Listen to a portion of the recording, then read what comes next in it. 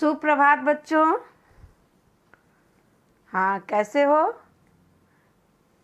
चलो, बहुत खुशी की बात है कि आप लोग घर में अनुशासन और सुरक्षित हो, अनुशासन का नियम का पालन कर रहे हो। चलिए, ठीक है। अब मैं व्याकरण लतिका 7 यानी 7 पाठ 5 शब्द रचना उपसर्ग प्रत्यय समास की ओर बढ़ रही हूँ और आज मैं आपको सिर्फ उपसर्ग पढ़ाऊँगी। तो बच्चे, आप ध्यान देंगे।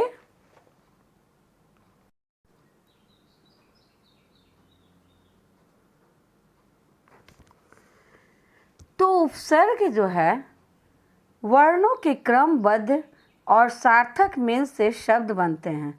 रचना की दृष्टि से शब्दों को 2 वर्णों में बांटा जाता है। कितने वर्गों में बांटा जाता है? 2 वर्गों में। क्या है? वर्णों के क्रमबद्ध है, जो एक क्रम से चलता है, और सार्थक मेल यानी सही अर्थ के मेल से शब्द बनते हैं। रचना की दृष्टि से शब्दों को 2 वर्गों में बांटा जाता है। कौन कौन? मूल शब्द और व्युत्पन्न शब्द। मूल शब्द मीन्स क्या हुआ? जो उसी पर जिस पर आधारित है, उसका जड़। मूल मीन्स क्या होता है? जड़। तो जिस पर उसका उस शब्द जो है जिस पर कि आगे उसका विस्तार किया जा सके। तो मूल शब्द वे शब्द हैं जो बिना किसी उपसर्ग या प्रत्यय के बनते हैं। उनको विभक्त नहीं किया जा सकता, माने विभक्त मीन्स बांटा नहीं जा सकता है। वर्ग, दर्शन, खेल, मन, मोह आदि, ये कौन से शब्द हुए? मूल शब्द। व्युत्पन्न शब्द मूल शब्द के साथ उपसर्ग या प्रत्यय या दोनों लगाकर बनते हैं। क्या? व्युत्पन्न शब्द। ध्यान दीजिएगा, इधर उधर नहीं देखना है। जैसे मैं अभी पढ़ा रही हूँ उस पर ध्यान दीजिए। मैं आपके घर में नहीं हूँ, इससे क्या, मैं सब देख रही हूँ। व्युत्पन्न शब्द मूल शब्द के साथ उपसर्ग या प्रत्यय या दोनों लगाकर बनते हैं। क्या है? फिर से मैं बोलती हूँ, देखिए। व्युत्पन्न शब्द मूल शब्द के साथ उपसर्ग या प्रत्यय या दोनों लगाकर बनते हैं। मूल शब्दों से नए नए शब्द बनाने की प्रक्रिया शब्द रचना कहलाती है। शब्द रचना कहलाती है। जब हम कोई भी, जब आप चाहे कोई व्यक्ति, जो भी पाठक हों, तो जो शब्द की रचना करते हैं वो अपना शब्द रचना कहलाते हैं। जैसे मान ले दर्शन है, तो अब मान ले उससे दर्शनीय बना दें प्रत्यय लगाकर, चाहे मार्गदर्शन कर दें। तो इस तरह से एक शब्द रचना का निर्माण होता है। नीचे चित्र जो दिया गया है, इसी चित्र को आपको बनाना है। तो यह एक पार्क है। पार्क हरे भरे पेड़ पौधों की हरियाली से मनमोहक लग रहा है। कुछ बच्चे पार्क में खेल रहे हैं। उनमें कितनी फुर्ती और जोश है। बच्चों को तो फुर्तीला और जोशीला होना ही चाहिए। बच्चे, हमारे बच्चे, आप लोग भी, में हमारे विद्यार्थी आप लोग हैं।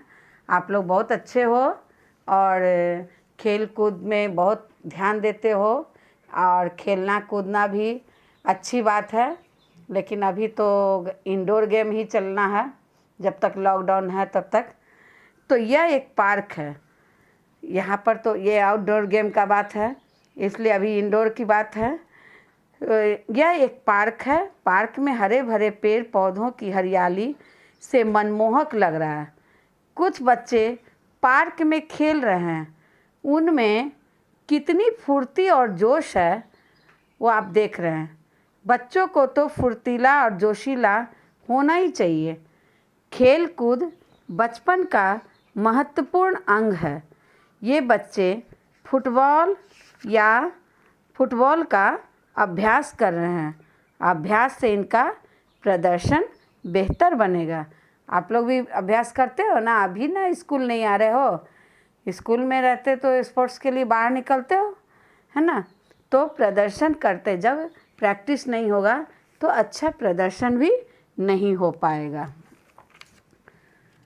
उक्त अंश में कुछ मूल शब्द, अब यहाँ पर देखिए दोनों शब्द दिया गया है, मूल शब्द भी है और कुछ व्युत्पन्न शब्द है।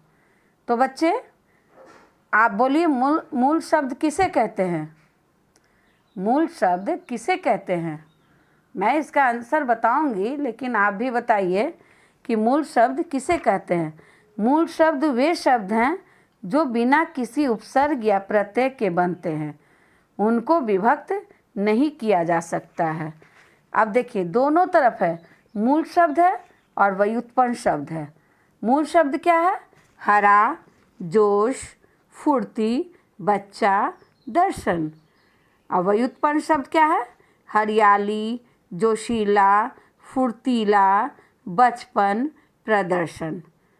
इसमें क्या लगा है पता है? इसमें उपसर्ग लग चुका है, तभी हरियाली हुआ, जोशीला हुआ, फुर्तीला हुआ, बचपन हुआ, प्रदर्शन हुआ। दाईं ओर दिए व्युत्पन्न शब्दों को उपसर्ग या प्रत्यय लगाकर बनाया गया है। इसमें प्रत्यय भी लगा सकते हैं, उपसर्ग भी लगा हुआ है। अब मैं आप लोगों को बता रही हूँ कि शब्द निर्माण की प्रक्रिया, शब्द निर्माण प्रक्रिया 3 प्रकार से होती है। शब्द निर्माण प्रक्रिया कितने प्रकार से होते हैं? 3 प्रकार। कितने? 3।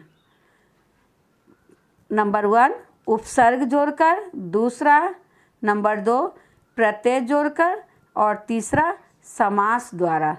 तो अभी समास पर नहीं ध्यान दे रही हूँ, अभी उपसर्ग पर आपको ध्यान केंद्रित कर रही हूँ। तो उपसर्ग में जैसे जैसे पाठ का जो है, जैसे आपका क्रमबद्ध तैयार होता है शब्द, उसके अनुसार आपको पढ़ाई करनी है।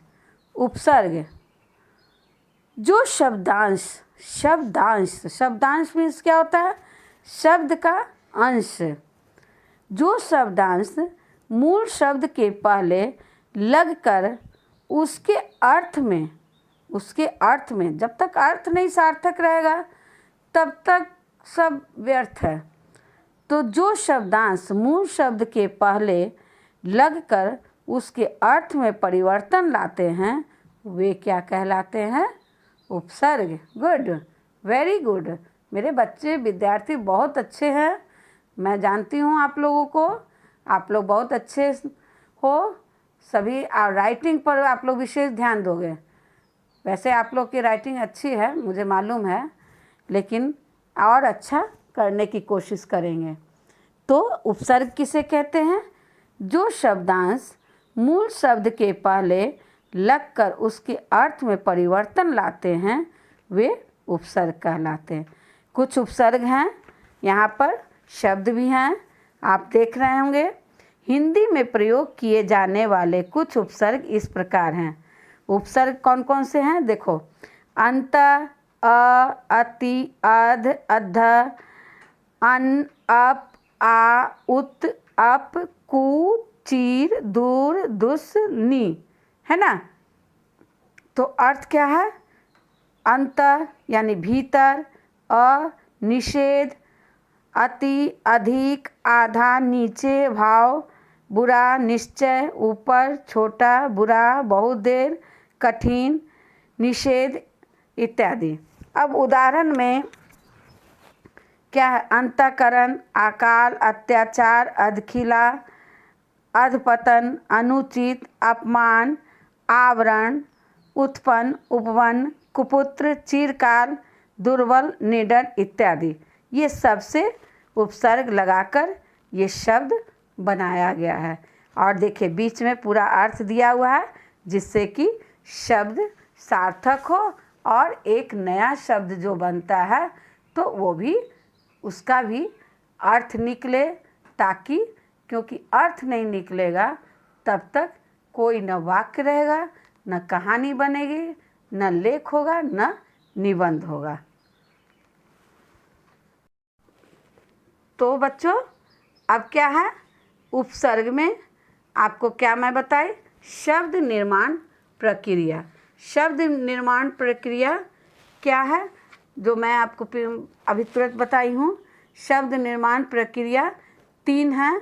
कौन कौन? उपसर्ग जोड़कर, प्रत्यय जोड़कर और समास द्वारा। मूल शब्द किसे कहते हैं बताइए?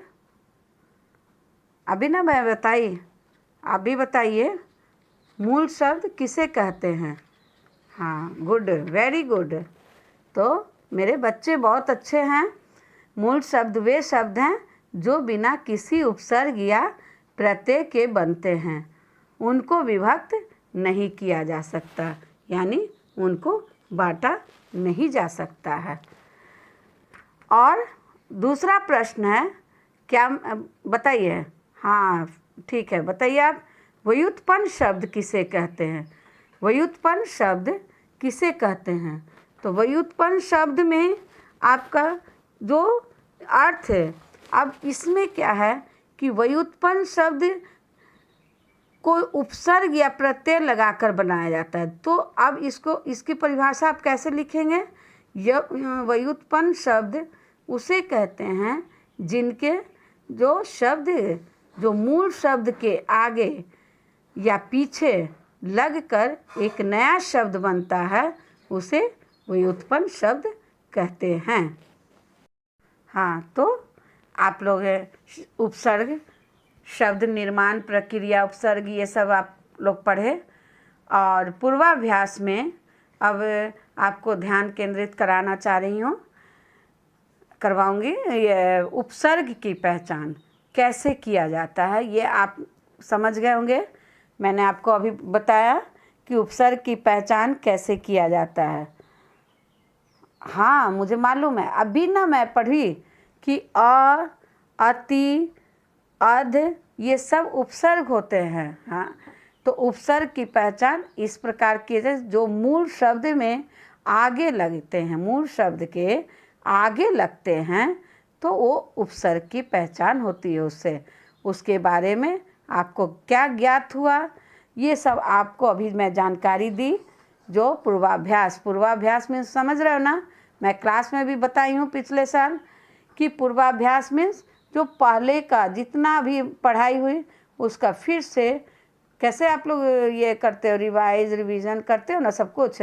तो पूर्वाभ्यास, अब उपसर्ग की पहचान कैसे किया जाता है आपको मालूम हो गया। उसके बारे में आपको क्या ज्ञात हुआ, यानी क्या ज्ञात जानकारी हुई। अब प्रश्न 1 है, दिए गए शब्दों की रचना में उपसर्ग और मूल शब्द को जोड़कर लिखें। कहाँ लिखना है? आपको अपनी उत्तर पुस्तिका में लिखना है।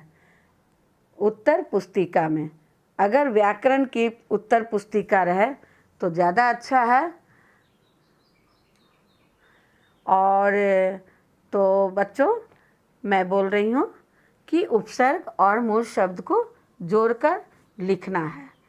उपसर्ग, मूल शब्द अ, अंतर, अन, पर, प्रति, ज़्यादा नहीं दी हूँ, 5 ही दी हूँ। तो और उसमें मूल शब्द है विश्वास, राष्ट्र, एक, उपकार, आशा। आपको इससे बनाना है नया शब्द। अब मैं गृह कार्य की ओर चलती हूँ। गृह कार्य, प्रश्न 1, दिए गए शब्दों के साथ उपसर्ग जोड़कर नए शब्द बनाएं। क, सूरत, ख, सरकारी, रोज, बल, पात्र, मान, नसीब, जोड़। ये सब के आगे आपको उपसर्ग जोड़ना है, उपसर्ग लगाना है, और उसके बाद मिला करके इधर जो साइड में दिया हुआ है डैश, उसमें आपको वर्ड लिखना है। तो ये सभी को आप उत्तर पुस्तिका में लिखेंगे अच्छे से, हड़बड़ाना नहीं है, एकदम बढ़िया से शुद्ध शुद्ध लिखेंगे। अभी बहुत आपको सेल्फ स्टडी करना है और अच्छे ढंग से लिखिए, बहुत अच्छा है। और इसी बहाने आपका प्रैक्टिस भी होता रहेगा और आप बहुत अच्छा करोगे। तो अब मैं वर्कशीट की ओर आती हूँ। तो बच्चों, गृह कार्य के बाद वर्कशीट की ओर आती हूँ। निम्नलिखित प्रश्नों के उत्तर दें। दिए गए शब्दों में से उपसर्ग मूल शब्द छांटकर लिखें। सफलता, परोपकारी, बदनामी, अनेकता, इन सब में आप मूल शब्द छांटिए और उसके बाद उपसर्ग जो है उसको अपना लगा के लिखिए। अच्छा, अब प्रश्न 5। A4 साइज पेपर में 10 उपसर्ग और मूल शब्द लिखें। 10 उपसर्ग और मूल शब्द लिखें। तो बच्चों, आज के लिए इतना ही, फिर कल मिलती हूँ। धन्यवाद बच्चों।